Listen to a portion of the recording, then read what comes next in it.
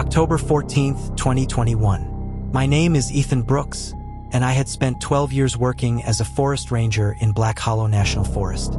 Most nights were painfully quiet. Lost hikers, injured deer, broken fences, that was usually the worst of it. The emergency radio crackled just after 11:40 p.m. Unit 7, report to Fire Road 12, possible distress signal. The dispatcher sounded unusually nervous. No GPS, no phone calls, just an old ranger frequency that hasn't been active in over 20 years. I frowned. Who transmitted it? Silence. Then she answered quietly, "We don't know."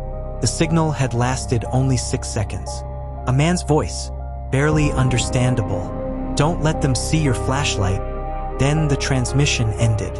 I checked the records before leaving. Fire Road 12 had been permanently closed after a wildfire in 1998. No patrols, no campsites, no visitors, no reason for anyone to be there. Yet someone had just used a radio frequency that officially no longer existed. I grabbed my flashlight, started the truck, and drove toward the darkest part of Black Hollow Forest, completely unaware that this would become my final official patrol. The paved road ended sooner than I expected. Beyond the rusted barricade stood Fire Road 12, swallowed by weeds and towering pine trees that hadn't seen vehicle tracks in decades. The gate was chained shut, or at least it should have been. The heavy chain hung open, swaying gently as if someone had passed through only moments earlier. There wasn't a breath of wind. I parked the truck outside the gate and grabbed my flashlight. The beam cut through the darkness, revealing old tire tracks pressed into the damp soil. Fresh, impossible. No ranger had driven this road since 1998. I radioed dispatch. Unit 7 entering Fire Road 12. I've got recent vehicle tracks. Static answered. Then, for less than a second, "Turn it off." A man's whisper. Not dispatch. Not any ranger I recognized. The radio returned to silence. Cold knot formed in my stomach. I checked every frequency. Nothing. The forest around me had become unnaturally quiet. No insects, no owls, no rustling leaves. Just my boots crunching over gravel as I followed the mysterious tracks deeper into the abandoned forest. About half a mile in, my flashlight landed on something nailed to a dead pine tree. A weathered wooden sign, its faded white letters read, "Ranger Station, 2 miles." I froze. According to every official map, that ranger station had burned to the ground 23 years earlier. The trail narrowed until the trees formed a wall around me. According to every map I'd ever used, there was nothing left out here except ash and fallen timber. The wildfire had erased the old ranger station decades ago. Yet, 2 miles later, it stood in front of me. The building looked old, but untouched by fire. Its windows glowed faintly with warm yellow light. Smoke drifted lazily from the chimney. For one impossible moment, it looked lived in. I slowly approached the porch. The wooden steps groaned beneath my boots. The front door was slightly open. Inside, a radio crackled with bursts of static. Please respond." I stepped into the station. Dust covered everything. The furniture, the walls, even the old ranger uniforms hanging on rusted hooks. There was no fire in the fireplace. No electricity. The warm light I'd seen from outside had vanished. Only my flashlight illuminated the room. Then I noticed the logbook sitting on the front desk. Its pages were yellow with age. The final entry was dated October 14th, 1998, exactly 23 years earlier. The handwriting was rushed. "If anyone finds this, don't answer the radio after midnight. They only sound human." A loud burst of static exploded from the ancient radio beside me. Then a calm voice whispered, "Ethan." I had never said my name. No one should have known I was there. My flashlight trembled in my hand. The old radio hissed once, then fell silent. I stared at it for several seconds, waiting for another transmission. Nothing. Slowly, I reached toward the logbook again. Beneath the final entry, someone had scratched another message into the wood of the desk itself. Not ink, not paint, deep knife marks. IT learns your name first. A chill crawled down my spine. I backed away from the desk and swept my flashlight across the station. Old filing cabinets, broken chairs, maps curled with age. Everything looked abandoned, except one thing. A steaming coffee mug sat beside the radio. Steam still drifted from it. I instinctively touched the side of the cup. Warm. Someone had been here only moments ago. My heart began pounding. Dispatch. I grabbed my shoulder radio. This is Unit 7. I need immediate backup at the old ranger station. Only static answered. Then, a familiar voice. Ethan, this is dispatch. I froze. It sounded exactly like the dispatcher. We've located your position. Relief washed over me. Thank God. Then she continued. Don't leave the station. Pause. They're outside. Before I could answer, a loud knock echoed from the front door. 3 slow knocks. Knock. Knock. Knock. The door, which had been hanging slightly open only seconds earlier, was now completely closed. The station fell deathly silent. 3 knocks. Slow. Patient. Whoever or whatever stood outside wasn't trying to break in. It was waiting. I aimed my flashlight at the door. Who's there? No answer. Only the sound of my own breathing. The old radio crackled again. This time it wasn't the dispatcher's voice. It was an elderly man, weak, terrified. If it knocks 3 times, don't answer. The transmission ended with a burst of static. I slowly stepped toward the window. Keeping my body against the wall, I peeked through a gap in the dusty curtains. Nothing. The porch was empty. No footprints. No movement. No one. A sudden bang came from the back of the station. I spun around. Another door. The rear exit. Someone knocked 3 times. Knock. Knock. Knock. Now both doors surrounded me. Then, a third knock echoed from upstairs. There wasn't supposed to be a second floor. I looked up. A staircase I could swear hadn't existed before now disappeared into complete darkness. Something heavy began walking across the floor above me. 1 slow step, then another, then another. The radio whispered one final sentence. It knows you're looking for it, because it's already looking at you. I kept my flashlight fixed on the staircase. The footsteps above stopped. Then, something dragged slowly across the wooden floor. Scrape, scrape, scrape. Every instinct told me to leave. I rushed toward the front door and grabbed the handle. Locked. I tried the back door. Locked. Both doors had somehow sealed themselves from the inside. The radio suddenly came alive. Ethan. It was my own voice. I know you're scared. I froze. The voice continued. Don't go upstairs. If you do, you'll find me. The transmission ended. A loud creak echoed above. Then another. Something was descending the stairs. 1 step at a time. I aimed my flashlight upward. The beam illuminated only the first few steps. The rest disappeared into darkness. Then I saw it. Pair of muddy ranger boots, standing perfectly still on the top step. The uniform looked exactly like mine. The badge, the jacket, the flashlight clipped to the belt. Everything, except the figure had no face. Where its head should have been, there was only complete darkness. It slowly lifted one hand, pointing directly at the logbook on the desk. Then, for the first time, it spoke. In my voice, you wrote the last entry. My blood ran cold. The logbook's final page was dated October 14th, 1998. But as I looked closer, the ink was changing. The old date slowly faded away, replacing itself with today's date.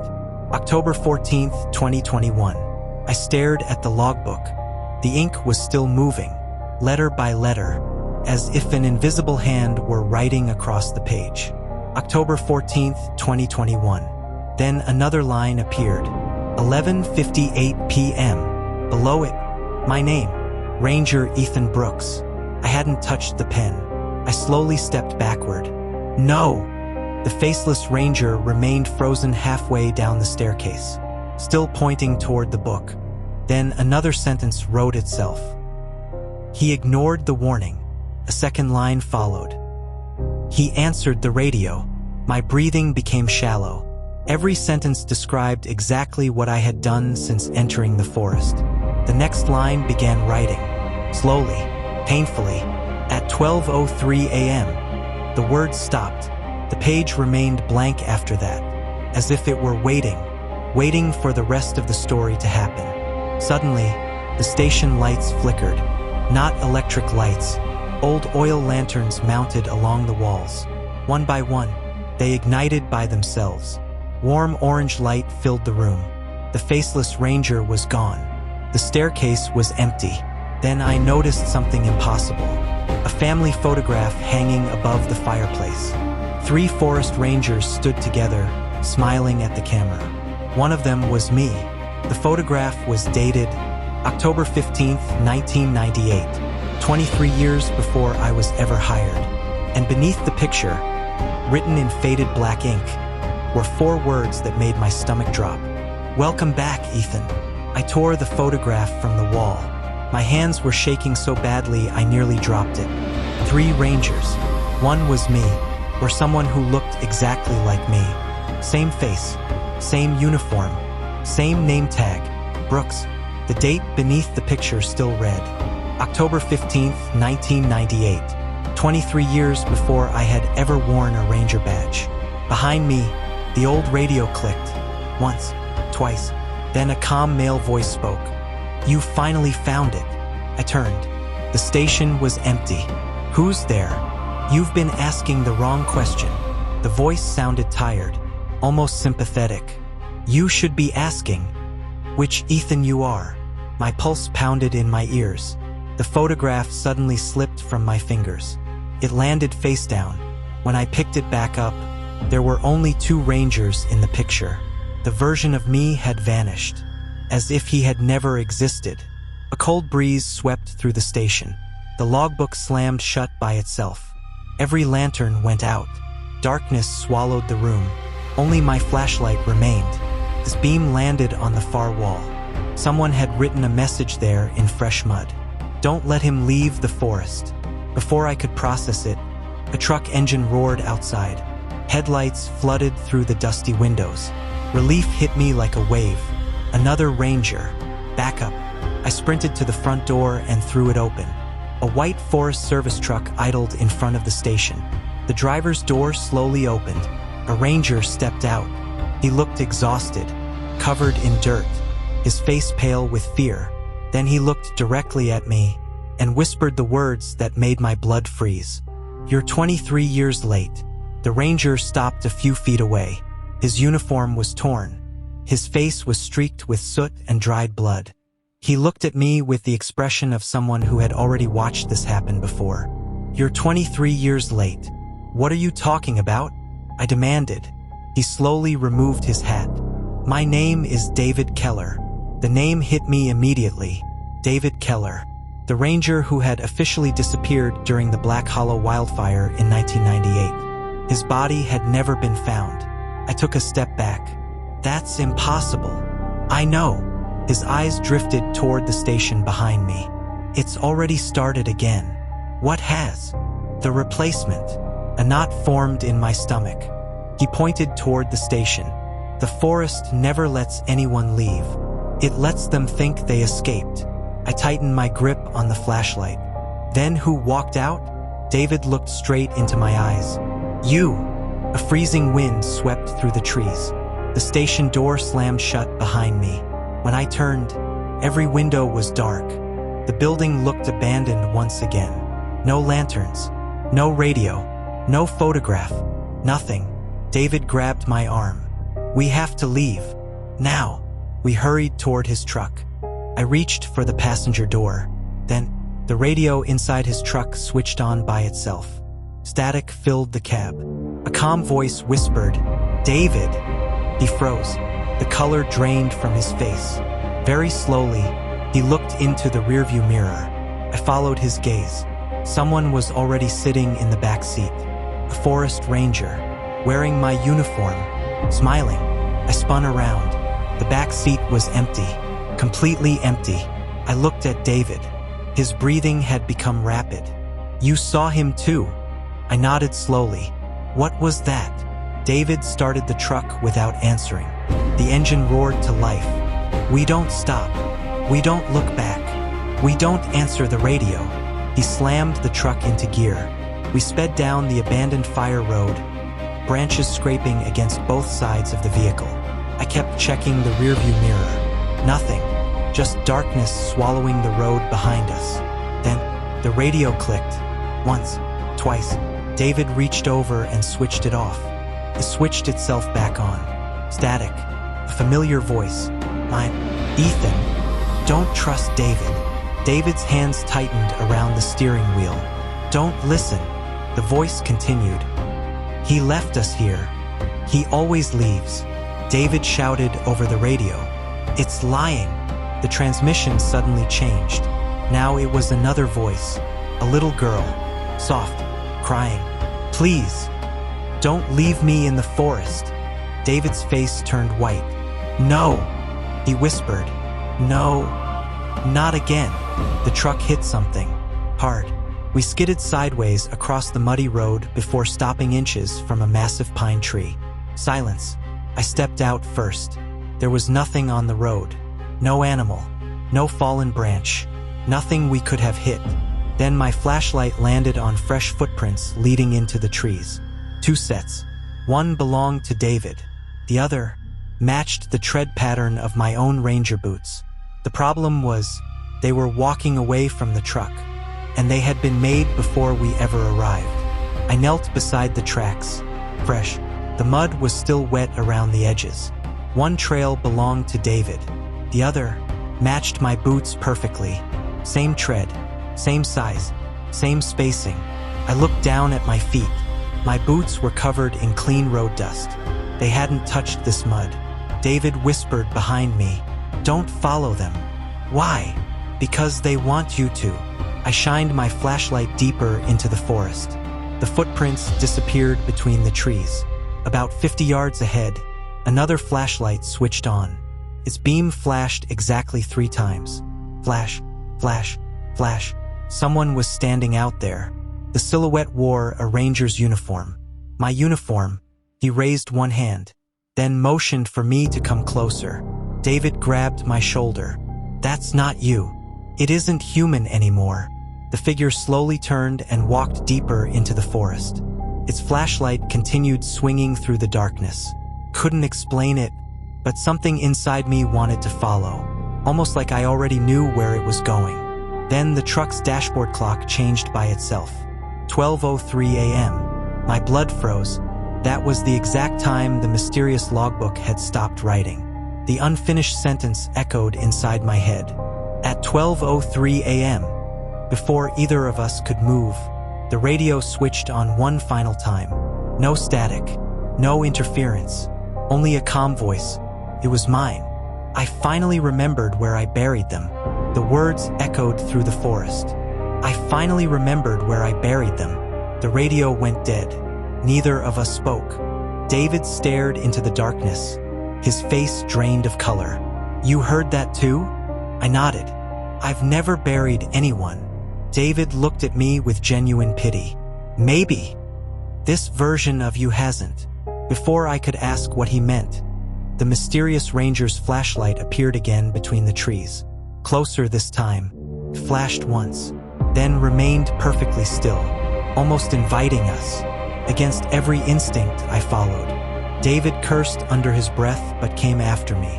The footprints led us to a small clearing hidden beneath towering pines. In the center stood an old wooden cross. No name, no flowers, just weathered wood. The soil around it looked freshly disturbed. My pulse raced. There was a shovel leaning against a nearby tree. It looked brand new. David grabbed my arm. Don't. If it's here, leave it buried. But something felt horribly familiar, as if I'd stood in this exact place before. I picked up the shovel. The moment my hands touched the handle, a flood of memories slammed into my mind.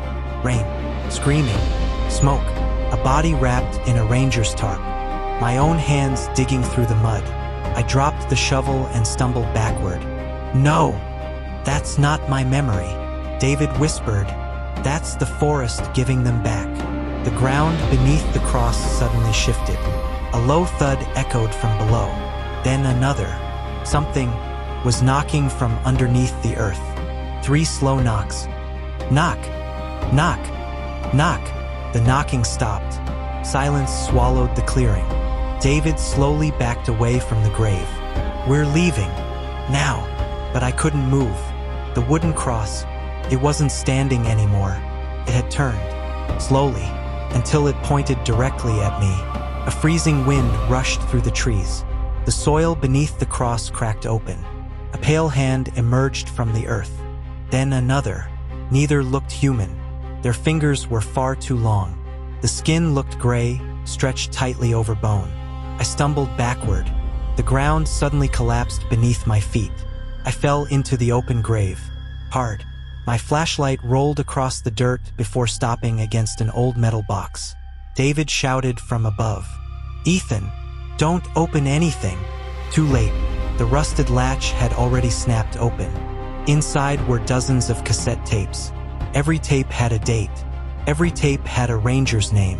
Then I found one labeled, Ethan Brooks, October 14th, 2021. My blood froze. Today's date. Hands shaking, I pushed the cassette into the small recorder lying beside the box. The tape immediately began playing. Static, heavy breathing. Then, my own voice. If you're hearing this, I'm already gone. Pause. They're not killing us. They're replacing us. The recording crackled. I escaped once, but the thing that walked out of this forest wasn't me. Above the grave, David screamed. Ethan. I looked up. Standing beside the open grave was David and another David, both wearing identical uniforms, both staring down at me, both shouting at the same time. Don't listen to him. Both men stood above the grave. Same face, same torn uniform, same terrified expression. Even their voices were identical. Don't listen to him. My flashlight shook violently in my hand. Which one of you is real? The ranger on the left took a step forward. Ethan, it's me. We've got to get out of here. The one on the right immediately shouted. No, he's the replacement. My heart pounded. Every instinct told me one of them was lying. Then I noticed something. The ranger on the left was breathing. Cold air escaped his mouth with every word. The ranger on the right had no breath at all.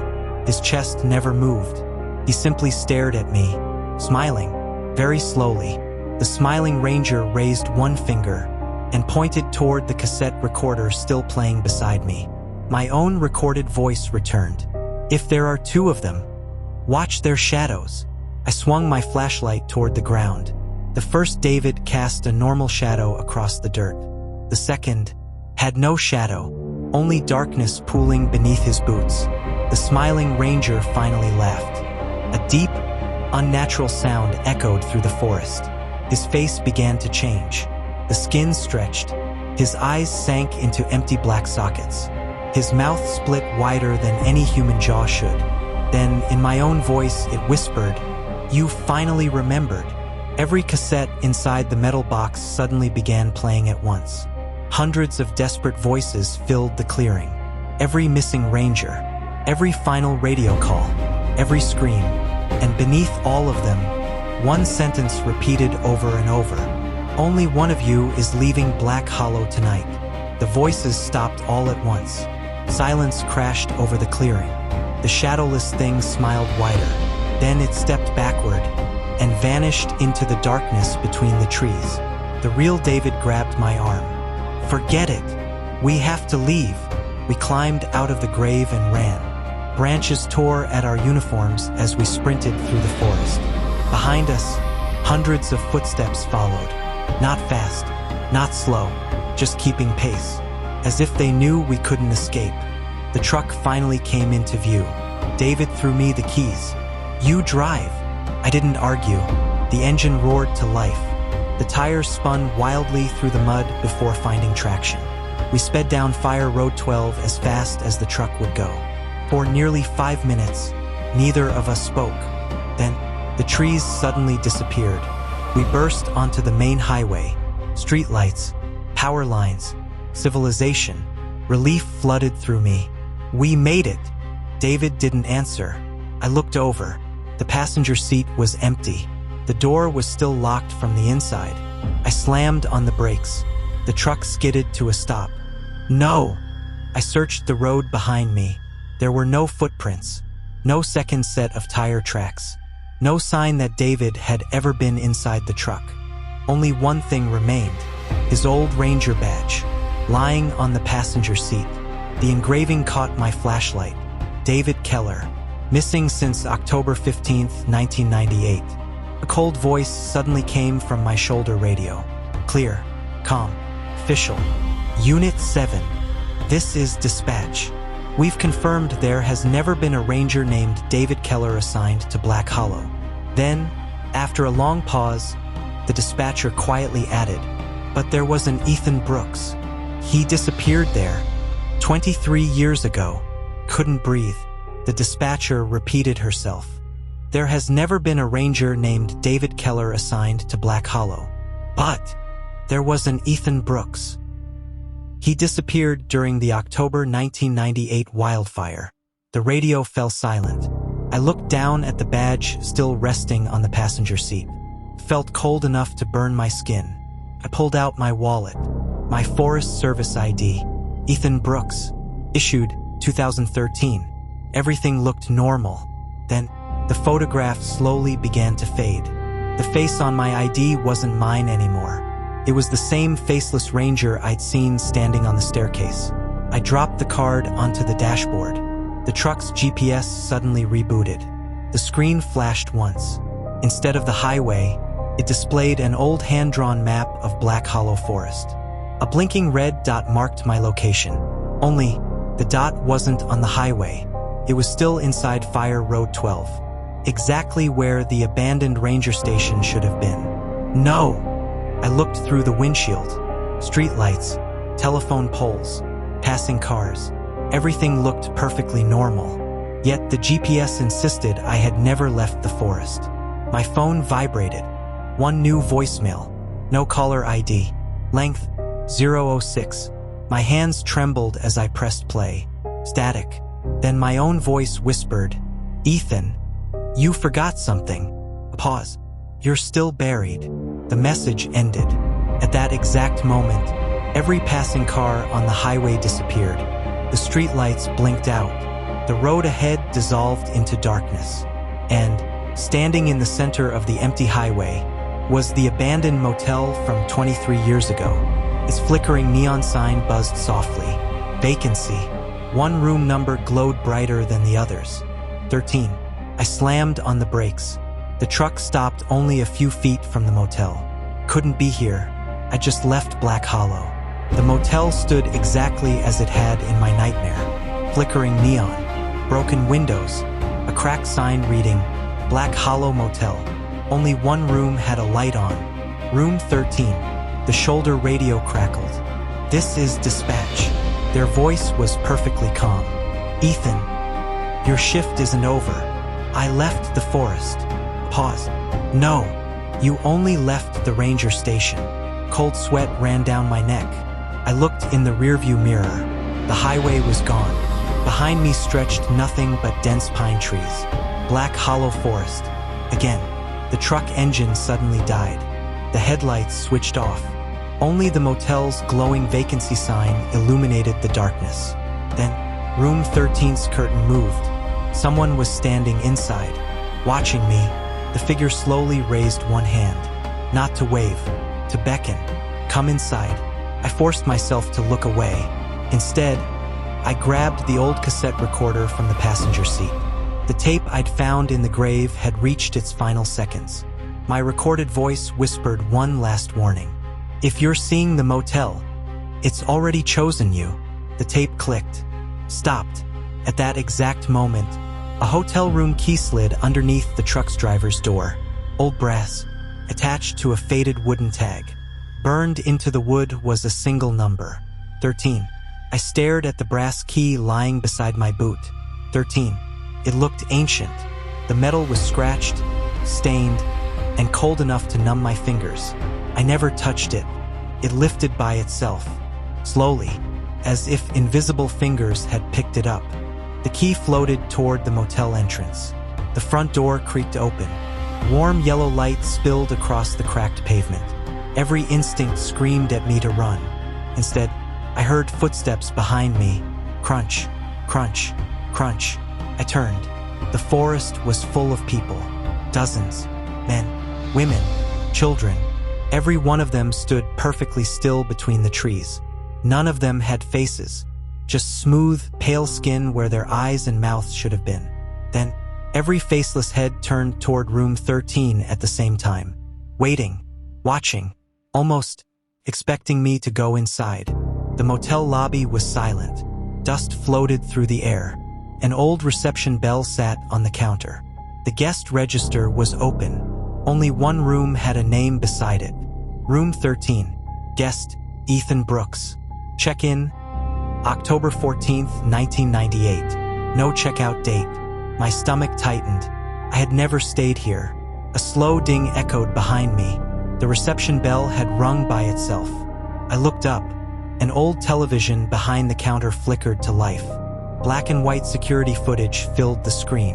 The timestamp read, October 14th, 1998, 11:57 p.m. A young forest ranger walked into the motel lobby. He looked exactly like me. He walked to the counter, picked up the brass key, and smiled directly into the security camera. Then, without moving his lips, his voice came from somewhere behind me. "You're finally back." I spun around. The lobby was empty. The voice had come from directly behind me, but there was no one there. The television continued playing the old security footage. The version of me from 1998 picked up the brass key and walked toward the hallway. The camera followed him. Room 13. He unlocked the door, stepped inside. The door closed. The hallway remained empty for several minutes. He never came back out. The timestamp kept moving. Midnight, 12:15 a.m., 1:42 a.m., sunrise. Still no one left room 13. Then, the footage suddenly changed. The motel lobby appeared again. Only this time, another man entered through the front door. He wore a modern Forest Service uniform, a shoulder radio, a flashlight. My heart stopped. It was me, today's me, exactly as I looked now. The security footage was showing events that hadn't happened yet. I watched myself walk to the counter, ring the reception bell, look toward the television, exactly as I was doing now. Every movement matched mine perfectly. I took one step backward. The man on the screen took one step backward. I raised my flashlight. He raised his. Then, slowly, the version of me inside the television smiled. I hadn't smiled. My face remained frozen. The thing inside the screen whispered, "You're finally catching up." The television went black. A loud click echoed from upstairs. Room 13's door had just opened. The hallway stretched far longer than it should have. Room 13 stood at the very end. Its door hung slightly open. A thin strip of warm yellow light spilled across the faded carpet. I never remembered walking toward it. One moment I was standing in the lobby. The next, I was only a few feet from the doorway. The brass key was gone. The lock had already been opened. From inside the room, I heard breathing. Slow, steady, like someone had been waiting for hours. I forced myself to look through the narrow gap. The room was ordinary. A bed, a wooden chair, an old television, a suitcase resting beside the window. Then I noticed the man sitting in the chair. His back faced me. He wore my ranger uniform. Without turning around, he spoke. "You finally made it." His voice was mine. Older, calmer, more tired than I had ever sounded. "I've been waiting 23 years.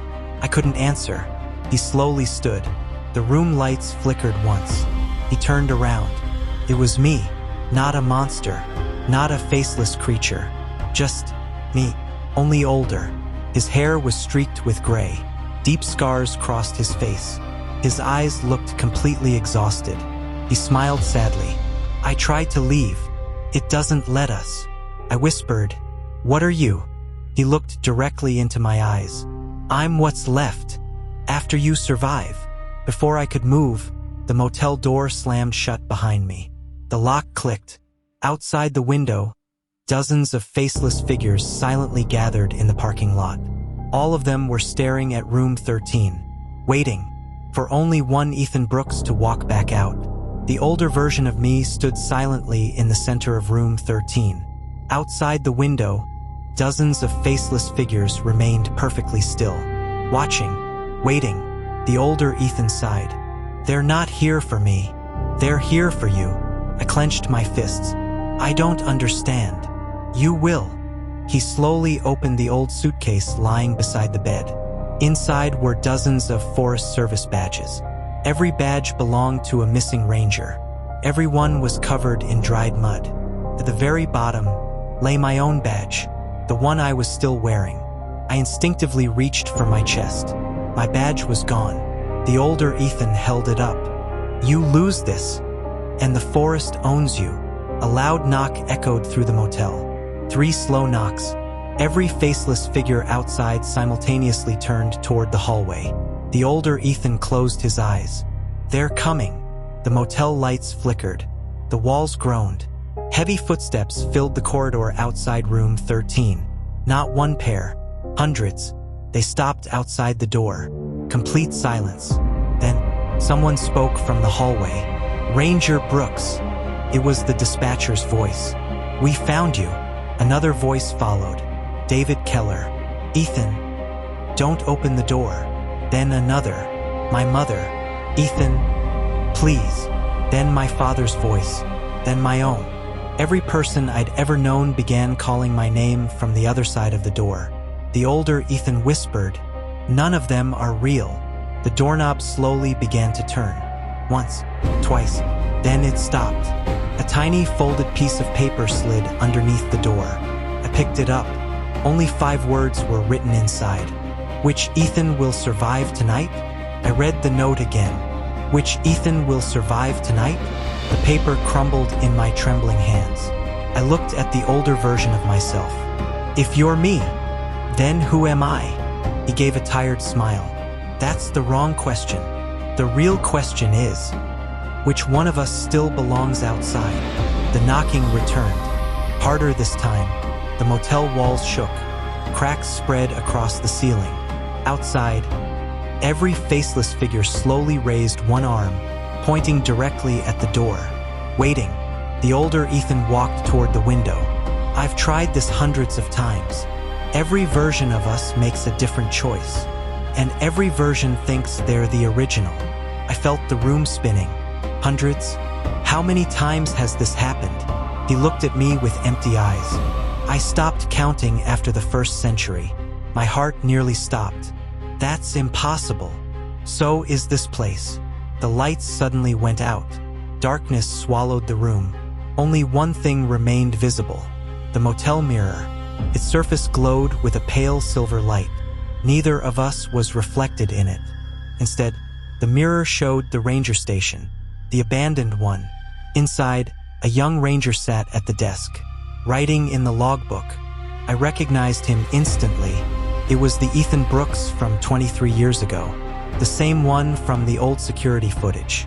He slowly finished writing the final sentence, then looked directly through the mirror, straight at me, and quietly said, "You still have one chance. Don't let him leave." Behind me, the older Ethan whispered, "Don't listen."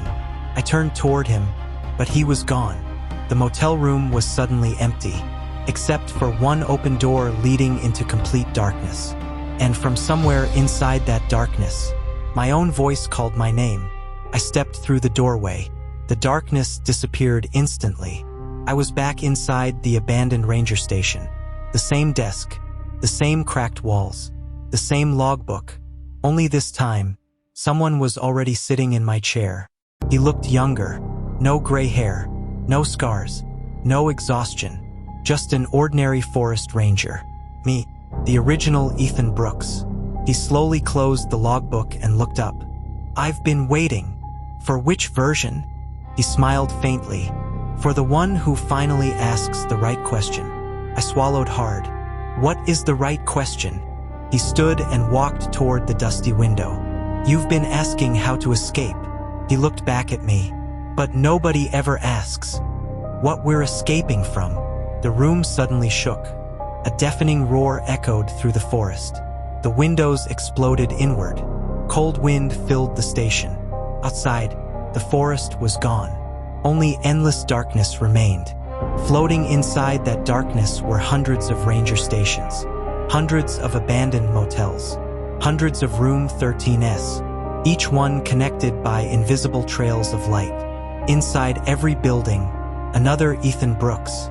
Some were young, some were old, some sat alone, some screamed at the windows, some stared silently into the distance. The original Ethan whispered, "Every time someone enters Black Hollow, it creates another path, another station, another motel, another you." I felt my knees weaken. So, none of us are real? He slowly shook his head. Oh, we're all real. His smile disappeared. The problem is, only one of us remembers which world he came from. Then every version of Ethan, across every distant station and motel, turned to look directly at me. At exactly the same moment, hundreds of Ethan Brooks stared at me. Not one of them blinked. Not one of them moved. The original Ethan quietly stepped beside me. Do you know why none of us can leave? I shook my head. He pointed toward the endless darkness. Because every one of us remembers a different ending. The stations vanished. The motels disappeared. Only darkness remained. Then, a memory returned. Not like a dream. Not like imagination. A real memory. October 14th, 1998. Smoke filled Black Hollow Forest. The wildfire surrounded the old ranger station. Over the radio, a dispatcher screamed, "Unit 7, evacuate immediately." But I hadn't left. There were people trapped farther inside the forest. Family. I ran back to save them. The memory skipped. Rain. Burning trees collapsing around me. Then, I found the motel. It hadn't been abandoned then. Room 13. Inside, dozens of frightened people hid from the fire. Children, parents, travelers. The smoke became too thick. The roof began collapsing. I tried forcing the front door open. It wouldn't move. Someone shouted, "Go!" I refused. Then, everything went white. The memory ended. I collapsed onto my knees. Tears filled my eyes. I died. The original Ethan slowly nodded. You did. The moment you chose to stay. I looked up. Then, who am I? He gave a sad smile. You're every version of the man who never accepted it. At that exact moment, the darkness behind him split open. The motel, the ranger station, the forest. Every version of Black Hollow began collapsing into one another. A deep voice echoed across every world. Time to choose. The voice echoed through every version of Black Hollow. Time to choose. The ranger station dissolved. The motel collapsed into darkness. The forest twisted around me until only 2 doors remained, standing alone in an endless black void. One door was marked, Black Hollow, October 14th, 1998. The other, home. The original Ethan stood between them. You can only open one. If I go home, he nodded. The world will remember you, but it won't remember the man who died here. I looked at the second door. And if I go back, you become the one who keeps the others from entering. The last ranger. Silence filled the void. I finally understood.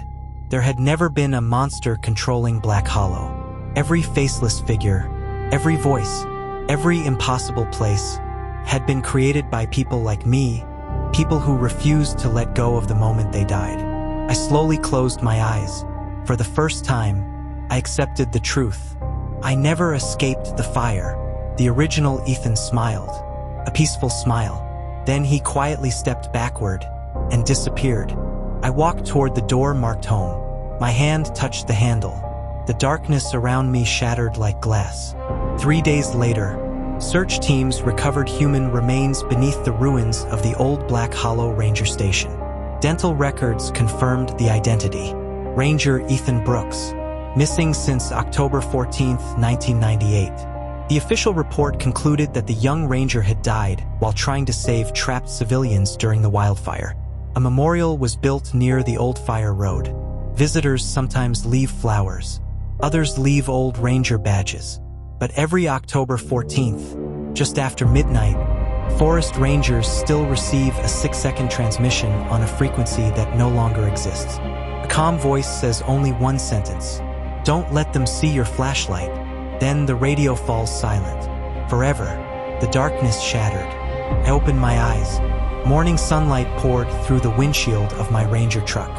The engine was running. Birds were singing. My shoulder radio buzzed. "Unit 7, do you copy?" I grabbed it with trembling hands. "This is Unit 7. The dispatcher answered normally. "Good. We lost contact for a minute." "A minute? You've been parked outside Fire Road 12 for about 60 seconds. 60 seconds. My heart sank. Everything. The motel. Room 13. The ranger station. David.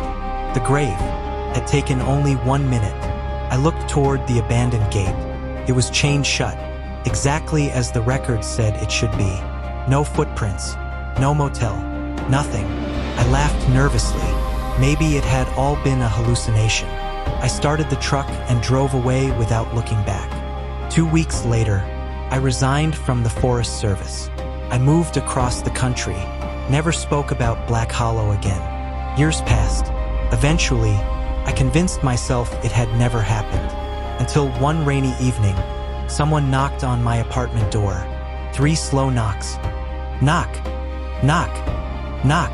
Every hair on my body stood up. I looked through the peephole. No one. Only a small package resting on the doormat. Inside was an old brass motel key.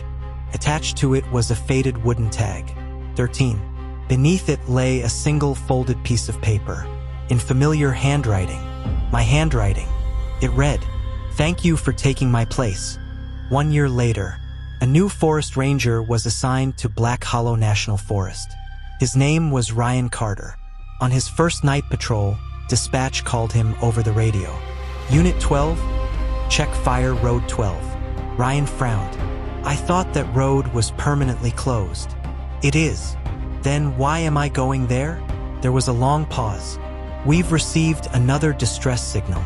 Ryan drove until the pavement ended. The old gate stood open, just like someone had unlocked it moments before. He followed the abandoned road until his headlights stopped in front of a crumbling ranger station. The building looked deserted. Dust covered every window. Inside, only one thing sat on the desk: an old leather logbook. Ryan opened it. Every page was blank, except the last one. Written in faded black ink were 7 words. "If you're reading this, turn around." Ryan slowly looked over his shoulder. The room was empty. He laughed quietly. Very funny. As he closed the book, another sentence slowly appeared beneath the first. The ink spread across the page by itself. "You're too late." Ryan's smile disappeared. The radio on the desk crackled. Static. Then a calm, exhausted voice spoke. "My name is Ethan Brooks. I've been trying to leave Black Hollow for 28 years. If you're hearing this, I'm sorry." The station door slammed shut. The lights died. Ryan rushed to the exit. Locked. Then, 3 slow knocks echoed from somewhere inside the building. "Knock! Knock! Knock!" A flashlight beam appeared at the end of the hallway. A lone forest ranger stepped into the light. His uniform was old, burned, covered in ash. His face was familiar. He gave Ryan a tired smile, then quietly said, "You're right on time." The radio emitted one final burst of static. Then silence.